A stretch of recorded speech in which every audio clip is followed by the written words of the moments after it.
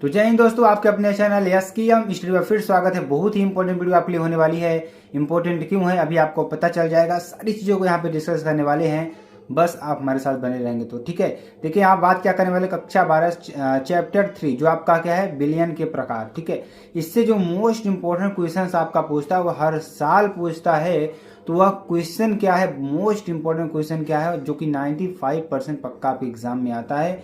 तो क्वेश्चन हम आपको आज बताने जा रहे हैं। वो क्वेश्चन कौन सा है आपका, हेनरी का नियम। ठीक है, तो हेनरी का नियम आज इसमें पढ़ेंगे, पूरा डिटेल पढ़ेंगे। तो उससे पहले जो भी स्टूडेंट्स हमारे साथ नए जुड़ेंगे चैनल को तुरंत सब्सक्राइब, लाइक, कमेंट, शेयर जरूर कर देंगे। साथ ही साथ बेल आइकन को दबा लेंगे ताकि जो वीडियो की नोटिफिकेशन होगी आपके स्क्रीन पर तुरंत ही पहुंच जाए। तो मेरे प्यारे बच्चों देखिए, आपको पीडीएफ मिलेगी। पीडीएफ कहाँ मिलेगी, पीडीएफ आपको मिलने वाली है SKM स्टडी क्लासेस.com वेबसाइट पर। और आपकी जो पीडीएफ है कहाँ मिलेगी, पीडीएफ आपकी मिलेगी कहाँ, और आपकी पीडीएफ मिलेगी SKM स्टडी का जो ऑफिशियल टेलीग्राम चैनल है वहाँ पर मिलेगी। तो इन जगहों पर आप पीडीएफ प्राप्त कर सकते हैं जो आपके एग्जाम के लिए बहुत ही महत्वपूर्ण है। ठीक है, तो कक्षा 12 रसायन विज्ञान की बात करेंगे, चैप्टर 3 बिलियन के प्रकार की बात करेंगे। चलिए अब हम पढ़ते हैं हेनरी का नियम। देखिए यहाँ पर क्या है, हेनरी का नियम क्या है। ठीक है, चलिए इनके बारे में थोड़ा पढ़ लेते हैं। तो हेनरी के नियम के अनुसार, तो इस नियम के अनुसार क्या है कि स्थिर ताप पर, देखिए यहाँ पर ताप हम क्या रखेंगे, स्थिर रखेंगे। और किसी गैस की द्रव में विलेयता, यानी कि अगर हम किसी गैस में, ऐसी कौन सी गैस है जो द्रव में क्या हो जाती है, विलेय हो जाती है, तरीके से घुल जाती है। ठीक है, तो स्थिर ताप पर, ताप हम स्थिर रखेंगे। किसी गैस की द्रव में विलेयता, जो द्रव में विलेयता है वो गैस के दाब के समानुपाती होती है। किसके, गैस के दाब के समानुपाती होती है, यानी अर्थात M is directly proportional to P या M is equal to KP। अब यहाँ पर देखेंगे M क्या है, M घुली हुई गैस की मात्रा है, और P क्या है, साम्य पर गैस का दाब। क्या है, P क्या है, साम्य पर गैस का दाब। ठीक है, तो M is directly proportional to P या M is equal to KP। ठीक है, तो M क्या है, घुली हुई गैस की मात्रा, और P क्या है, साम्य पर गैस का दाब। ठीक है, K क्या है हमारा, समानुपाती स्थिरांक। क्या है, समानुपाती स्थिरांक है, जो आपके लिए बहुत ही इंपॉर्टेंट है। ठीक है, तो ये चीजें हैं आपके लिए जो समझना बहुत ही इंपॉर्टेंट है। तो इसको अच्छी तरीके से आप लोग समझ गए होंगे कि हेनरी का नियम, ये हेनरी का नियम थोड़ा और इसमें चीजें हैं जो डिस्कस करने जा रहे हैं हम यहाँ पे। ठीक है, तो सबसे महत्वपूर्ण बात यही है कि जो स्थिर ताप पर, देखिए ताप यहाँ पर स्थिर लेंगे। किसी गैस की द्रव में जो विलेयता है कि गैस के दाब के समानुपाती होती है, अर्थात M is directly proportional to P या M is equal to KP। ठीक है, M क्या है, घुली हुई गैस की मात्रा है, और P क्या है, साम्य पर गैस का दाब। क्या है, साम्य पर गैस का दाब। और K क्या है, समानुपाती स्थिरांक। क्या है, समानुपाती स्थिरांक है। ठीक है, तो ये आपके लिए बहुत ही इंपॉर्टेंट है। चलिए आगे आपको बताते हैं। अब देखिए डाल्टन ने भी इसके जो हेनरी का नियम है इस पर एक मत दिया था, अपना मत दिया था। वो मत क्या है वो भी हम इसमें चर्चा करने वाले हैं। वो क्या है, तो अगर आप देखिए कक्षा 12 की तैयारी कर रहे हैं तो आपके लिए बहुत ही इंपॉर्टेंट है रसायन विज्ञान के अंतर्गत। ठीक है, तो किसी द्रवीय विलयन में क्या कर रहा है, किसी द्रवीय विलयन में गैस की विलेयता। क्या है, किसी द्रवीय विलयन में गैस की विलेयता गैस के आंशिक दाब पर निर्भर करती है।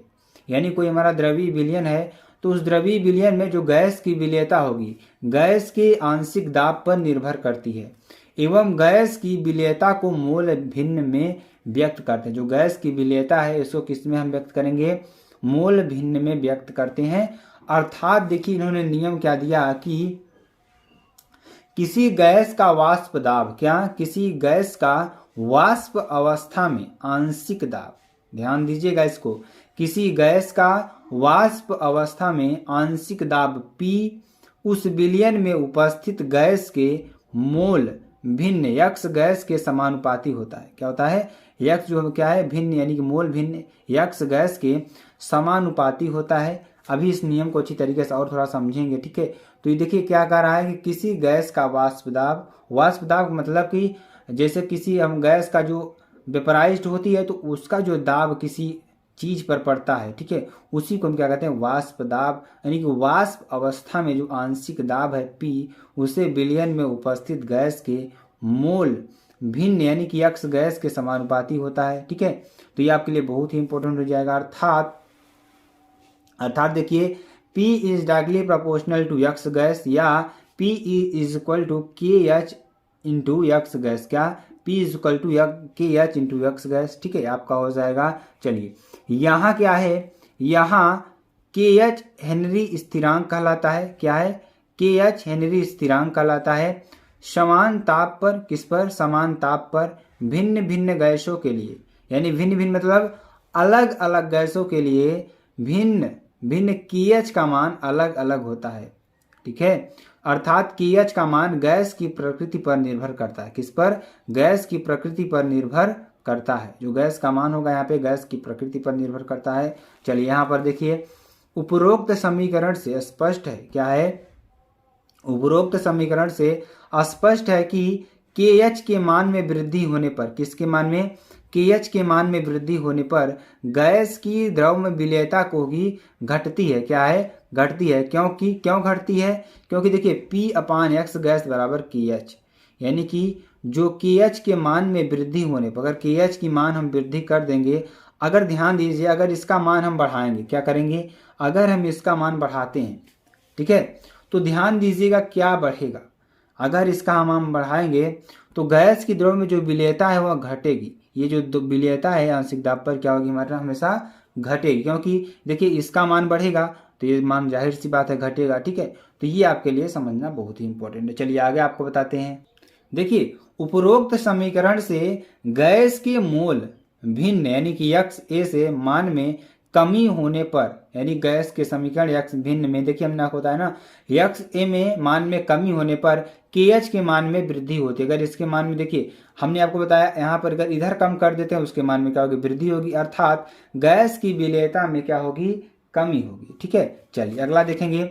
आगे देखिए क्या लिखा है वहां पे, हेनरी स्थिरांक के मान को ज्ञात करने के लिए, हेनरी स्थिरांक के अगर मान को हम ज्ञात करने के लिए गैस के मूल अंश, किसके?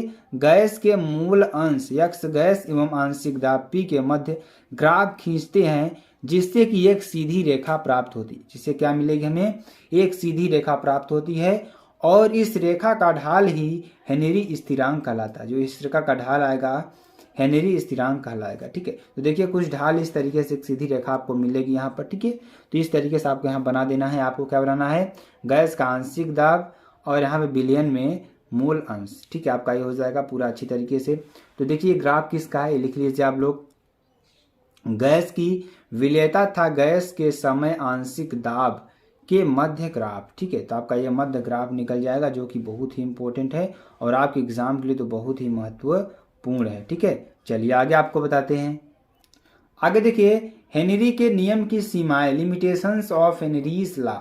हेनरी के नियम की जो सीमाएं हैं वो कहाँ क्या है? ठीक है, तो लिमिटेशंस ऑफ हेनरीज लॉ देखिए क्या हो जाएगा? दाब अधिक न हो, इसमें जो दाब है वो दाब अधिक न हो, ताप बहुत कम न हो, जो ताप है वो बहुत कम न हो। ठीक है, और गैस विलायक में बहुत अधिक विलेय हो। जो गैस है गैस विलायक में बहुत अधिक विलेय हो। क्या हो? विलेय हो। गैस की आणविक अवस्था द्रव व गैस दोनों अवस्थाओं में समान हो। ठीक है, गैस की जो आणविक अवस्था है द्रव व गैस दोनों अवस्थाओं में क्या हो? समान हो। ठीक है, चलिए यहाँ पे देखेंगे हेनरी के नियम का जो अनुप्रयोग है, हम इसका अनुप्रयोग कहाँ करेंगे ये भी आपको लिख लेना है। ठीक है, तो शीतल पेय पदार्थों एवं सोडा वाटर में क्या करें? शीतल जो आपका जो ठंडा पेय पदार्थ है एवं सोडा वाटर में CO2 की विलेयता बढ़ाने के लिए, किसकी विलेयता बढ़ाने के लिए?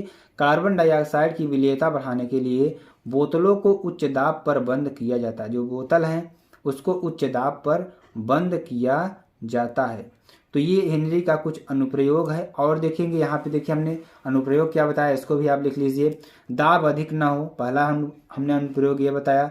दूसरा अनुप्रयोग क्या बताया? ताप अधिक ना हो, ताप कम ना हो, ताप को हम क्या रखेंगे? अधिक ही रखेंगे। ठीक है, अब देखिए इसकी सीमाएं होना चाहिए। अब देखिए तीसरा नंबर हमने आपको क्या बताया कि गैस की जो गैस विलायक में बहुत अधिक विलेय हो। विलायक मतलब कि किसी जैसे कि विलायक हो गया, जैसे जल हो गया, ये सब सारी चीजें हो गई, तो क्या होगा वहां पे अधिक बहुत तेजी से क्या हो? विलेय होना चाहिए। ठीक है, और देखिए गैस की आणविक अवस्था, जो गैस की आणविक अवस्था होगी द्रव व गैस दोनों अवस्थाओं में समान हो, क्या हो, द्रव और गैस दोनों अवस्थाओं में क्या हो, समान हो। ये भी आपको लिख लेना है, बहुत ही इंपॉर्टेंट है, ठीक है। चलिए अब देखिए ये आपके बहुत ही इंपॉर्टेंट टॉपिक था हेनरी का नियम, बहुत ही very very most important topic था। अगर आपको वीडियो पसंद आती है आप चैनल को लाइक शेयर कमेंट सब्सक्राइब कर सकते हैं। फिर मिलते हैं नेक्स्ट वीडियो में नए टॉपिक के साथ, तब तक के लिए जय हिंद जय भारत।